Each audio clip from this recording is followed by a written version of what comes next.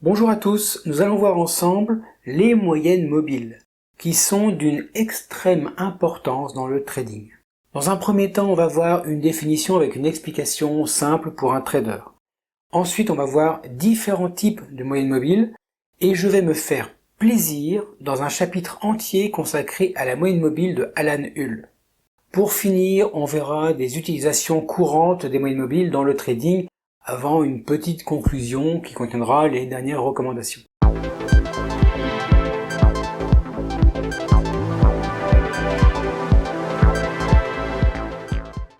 Dans cette vidéo, je vais utiliser des mots bizarres, qui vont vous paraître bizarres.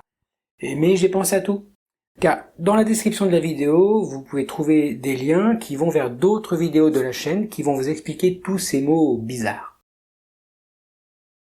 Les moyennes mobiles sont un outil d'analyse technique couramment utilisé par les traders pour évaluer la direction générale d'une tendance et identifier potentiellement des signaux d'achat et de vente potentiels. Donc une moyenne mobile, en fait, c'est une ligne tracée sur un graphique qui représente la moyenne des prix d'un actif financier sur une période donnée. Elle est calculée en ajoutant les prix de clôture sur une certaine période, puis en divisant cette somme par le nombre de périodes. La moyenne mobile se déplace donc avec le prix, ce qui permet d'atténuer les fluctuations temporaires et de mettre en évidence la tendance sous-jacente. J'ajoute que les moyennes mobiles peuvent se calculer sur les prix de clôture, les prix d'ouverture, les prix les plus hauts, les prix les plus bas ou les prix médians.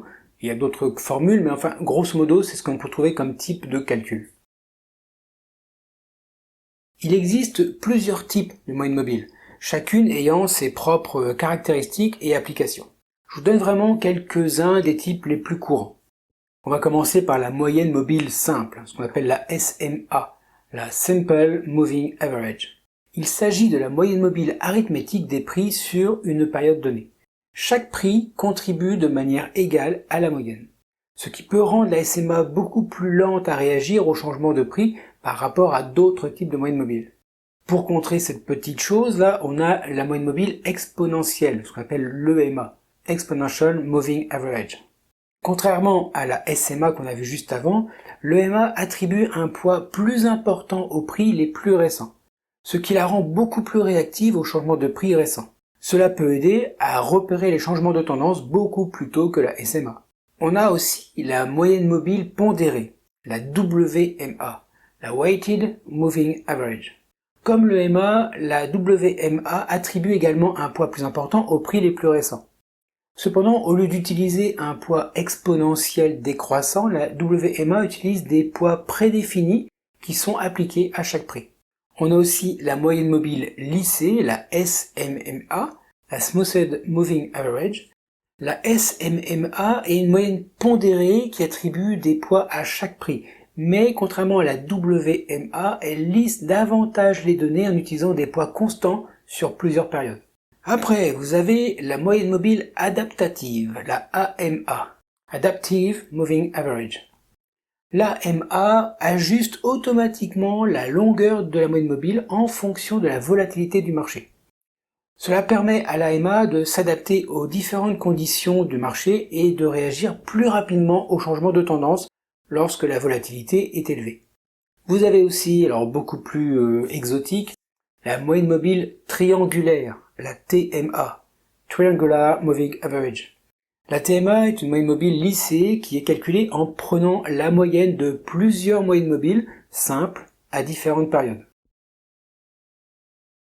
Et on va finir sur mon petit préféré, la moyenne mobile de Alan Hull, la HMA, la Hull Moving Average. Bon, j'avoue, c'est ma préférée, alors j'ai fait un chapitre dédié parce que je l'adore. La moyenne mobile de Alan Hull, également connue d'ailleurs sous le nom de Hull Moving Average, donc la HMA, est un type très spécifique de moyenne mobile développé par Alan Hull et présenté pour la première fois en janvier 2005 dans la revue Technical Analysis and Stock and Commodities. Elle a été conçue pour offrir une moyenne mobile beaucoup plus lisse et plus réactive par rapport aux moyennes mobiles traditionnelles. La HMA vise à éliminer les retards observés dans d'autres moyennes mobiles en utilisant des calculs un peu plus complexes. Dans cette vidéo, j'avais prévu de vous expliquer tout le HMA et comment ça marche, comment c'est calculé, ce qu'on peut en faire, Mais finalement, j'ai fait une vidéo, donc je préfère vous rediriger vers cette vidéo que je vous mets là-haut, et vous aurez beaucoup plus de détails avec plein d'exemples aussi. Bon, en tout cas, l'ASCHEMA a pour objectif surtout de combiner la réactivité des moyennes mobiles plus courtes avec la stabilité des moyennes mobiles plus longues, ce qui la rend vraiment utile pour filtrer le bruit des marchés tout en réagissant rapidement aux changements de tendance. C'est vraiment un mix de tout ce qu'on a vu comme moyenne mobile traditionnelle. Bon, c'est bien beau toutes ces moyennes mobiles, mais qu'est-ce qu'on peut en faire? Eh bien écoutez, voilà quelques exemples et vous allez voir, c'est assez classique. En premier, on peut identifier une tendance. Lorsque le prix est au-dessus de la moyenne mobile, cela peut indiquer une tendance haussière.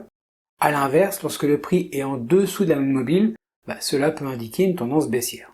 Les traders, du coup, peuvent utiliser la direction et la pente de la moyenne mobile pour évaluer la force et la stabilité de la tendance. On a aussi la stratégie très classique du croisement des moyennes mobiles.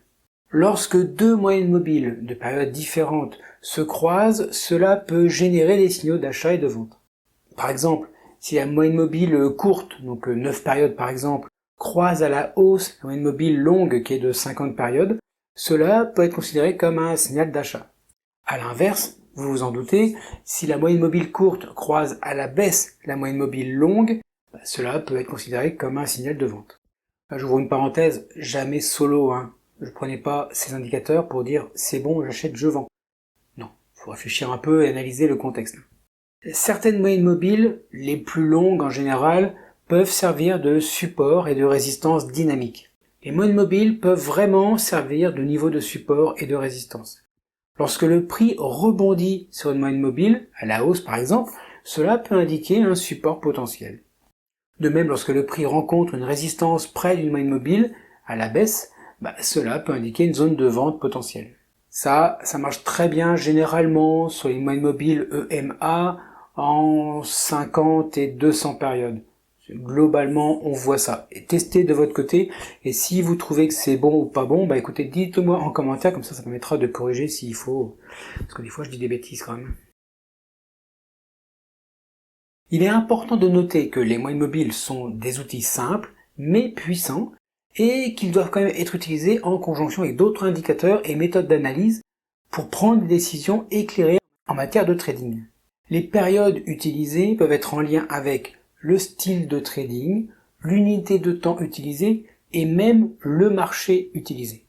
Alors je vous donne ici je suis pas en train de vendre un secret, mais les périodes couramment utilisées, c'est déjà le type, c'est l'EMA, qui est plus souvent utilisé que la SMA ou les autres, et les périodes généralement utilisées, c'est 20, 50 et 200.